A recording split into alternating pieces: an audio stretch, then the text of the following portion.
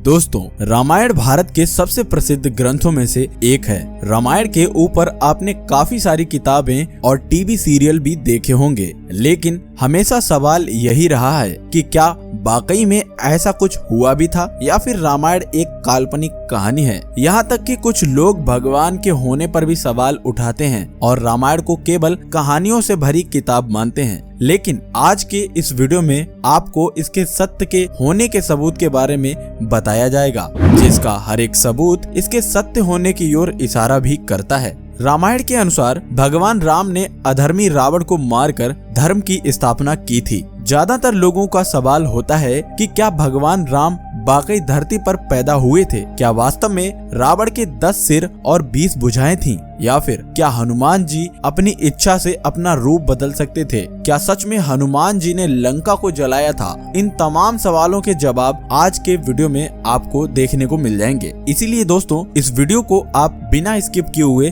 पूरा देखते रहिएगा। दोस्तों, रामायण से जुड़ा एक ऐसा सत्य आपको इस वीडियो के अंत में जानने को मिलेगा, जिसको देखने के बाद आप भी यही कहेंगे कि ये कोई कहानियों से भरी किताब नहीं है, बल्कि सत्य की एक सच्ची घटना है। तो चलिए अब आपको बताता हूँ रामायण के कुछ महत्वपूर्ण सबूत। नंबर 1, रावण का महल। दोस्तों, कहते हैं इंसान अपने कर्म से ही बड़ा बनता है और अपने कर्म से ही छोटा भी। रामायण के बारे में तो आप अच्छे से जानते होंगे, ये भी जानते होंगे कि रावण ने दुनिया का सबसे अनोखा महल बनवा रखा था, जिसको आप और हम सोने की लंका के नाम से जानते हैं। मगर अपनी क्रूर कृत्य से खुद और अपने राज्य का नाश रावण ने ही कर लिया, ये भी आप सभी लोगों को पता होगा। रावण को ब्रह्मांड का महापंडित भी कहा गया है, मगर अपनी जिद और अपने अहंकार में उसने अपनी जान तो गवाई ही, साथ में अपने साम्राज्य का भी नाश कर लिया। देखा जाए आज भी रावण की इस नगरी के अनेकों ऐसे साक्ष्य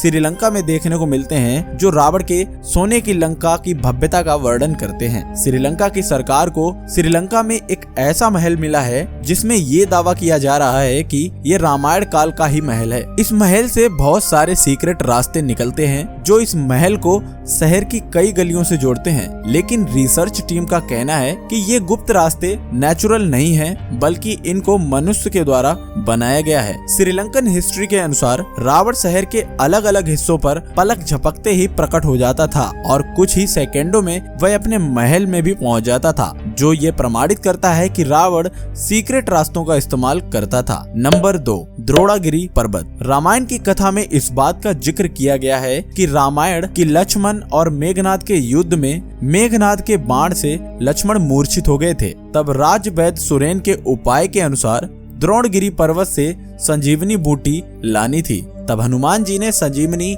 लेने द्रोणगिरी पर्वत जाने का निर्णय लिया था। उन्हें संजीवनी की पहचान नहीं थी, तो उन्होंने पूरा पर्वत ले जाने का मन बनाया था और उसको उन्होंने पूरा भी किया। दोस्तों, संजीवनी बूटी निकालकर लक्ष्मण के प्राणों की रक्षा उसी समय पर की गई थी। लक्ष्मण जी के ठीक होने के बाद हनुमान जी ने द्रोणगिरी पर्वत उसी स्थान पर रख दिया। यह पर्वत आज भी श्रीलंका में मौजूद है और जब वैज्ञानिकों ने इस पर्वत पर रिसर्च की तो पता चला कि इस पर्वत पर वही जड़ी बूटियां मौजूद हैं जो सिर्फ हिमालय पर्वत पर पाई जाती हैं।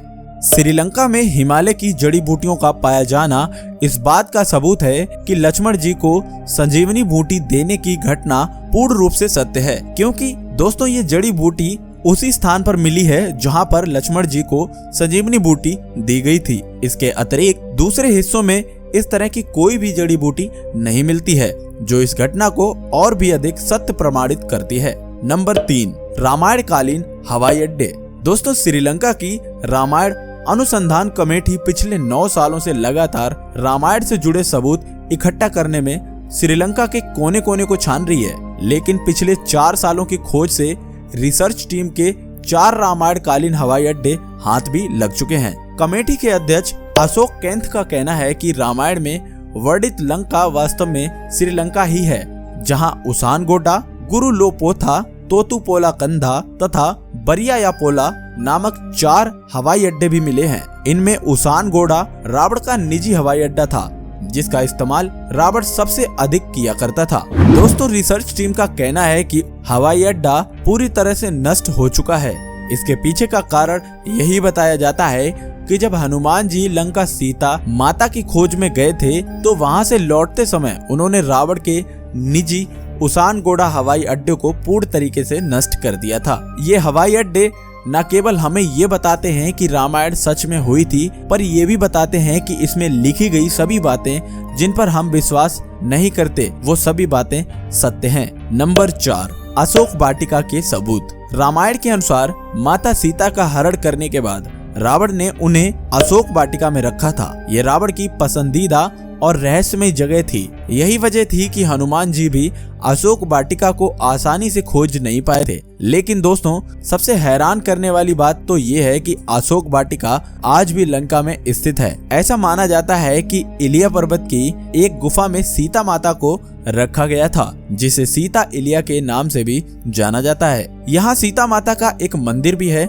जिसे विरांग टोंक कहते हैं, जो वयांगाना से लगभग 10 किलोमीटर की दूरी पर स्थित है। यहीं पर माता सीता जी का अपहरण कर पुष्पक विमान को उतारा गया था। जहां सीता माता को ले जाया गया उस जगह का नाम गुरुलपोटा है, जिसे अब सीतो कोटुआ के नाम से भी जाना जाता है। मगर यहाँ पर जिस बात ने सबसे ज्यादा चौंकाया है वो यहाँ पर मौजूद पेड़ हैं, क्योंकि जिस तरह रामायण ग्रंथ में ये बताया गया है कि अशोक वाटिका में सबसे ज्यादा अशोक के पेड़ हैं, इसीलिए इसका नाम अशोक वाटिका रखा गया था। जैसा रामायण में इस वाटिका को लेकर वर्णित है, वैसा ही आज ये पार्क यहाँ पर मौजूद है, जिसे हम रामायण कालीन सबूत के रूप में मान सकते हैं। नंबर 5, सुग्रीव की गुफा।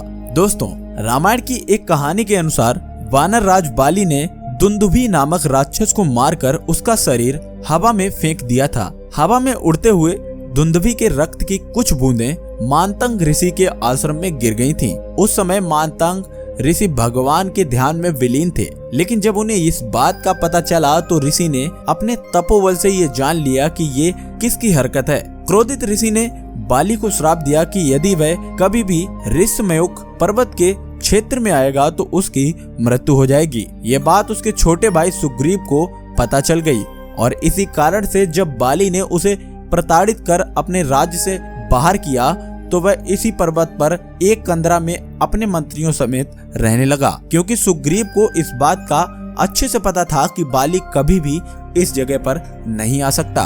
यही उसकी राम और लक्ष्मण से मुलाकात भी हुई और बाद में राम ने बाली का वध किया और सुग्रीव को किसी कंदा का राज्य सौंप दिया। रामायण में जिन गुफाओं का वर्णन किया गया है, आज भी वह सभी गुफाएं उसी जगह पर मौजूद हैं। नंबर 6, हनुमान जी के पैर के निशान। हनुमान जी ने जब सीता जी को खोजने के लिए समुद्र पार किया था तो उन्होंने भव्य रूप धारण कर लिया था। फिर वे आकाश मार्ग से समुद्र को पार करके श्रीलंका पहुंच गए थे।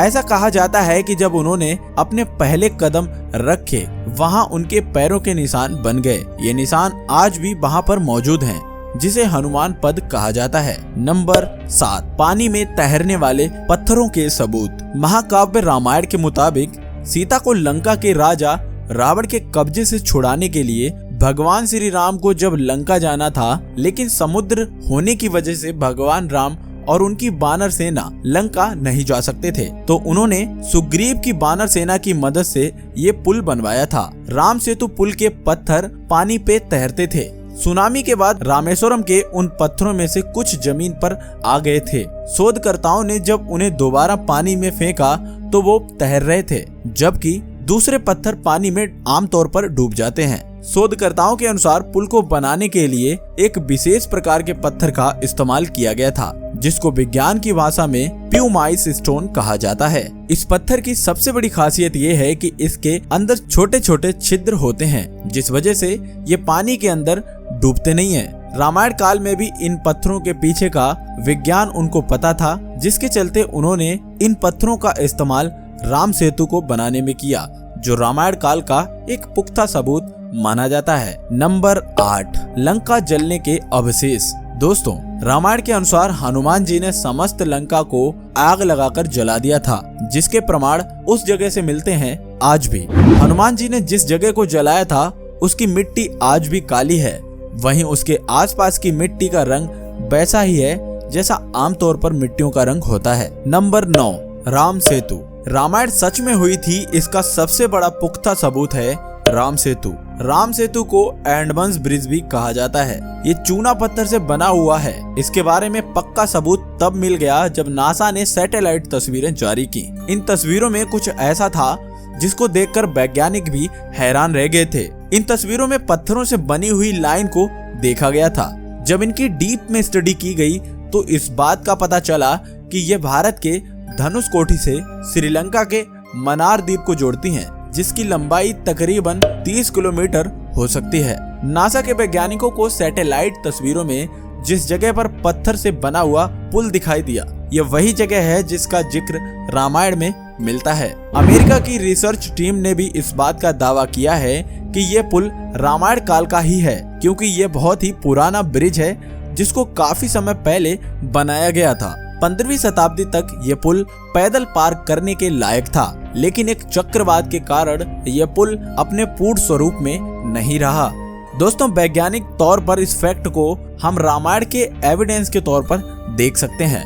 इन तमाम सबूतों को देखते हुए सभी एविडेंस इस बात का प्रमाण है कि रामायण कोई किताब में लिखी हुई कहानी नहीं है, बल्कि एक सच्ची घटना है। मुझे उम्मीद है कि आपको हमारी आज की ये पेशकश पसंद आई होगी और आपको ये पता चल चुका होगा कि रामायण सच में हुई थी और उस समय का दौर बिल्कुल हकीकत था। जो भी हम लोग टीवी सीरियल्स में देखते हैं वो चीजें काल्पनिक हैं, लेकिन ऐसा सब कुछ हुआ है, वही हमें दिखाया जाता है। दोस्तों, यदि आपको हमारी ये वीडियो अच्छी लगी हो तो इस वीडियो को एक प्यारा सा लाइक जरूर कर देना।